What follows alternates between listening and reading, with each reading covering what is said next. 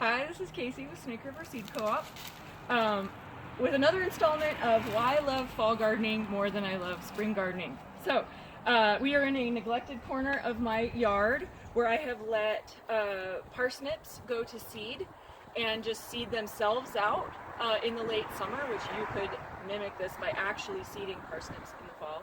But I just let them do their own thing.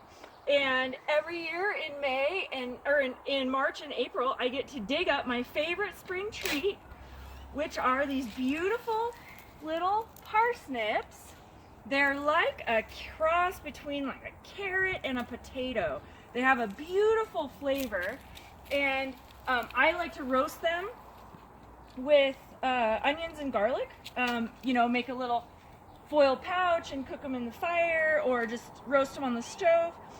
They are so delicious, and they're at their prime in March and April when nothing else is very good. So I highly recommend this parsnips for March and April eating, and you really have to do very little. You can do like me and be super lazy about it. Throw them in the ground. Sometime between spring and fall, they will do their thing. They will seed themselves out, and they will then take care of themselves for the rest of your life.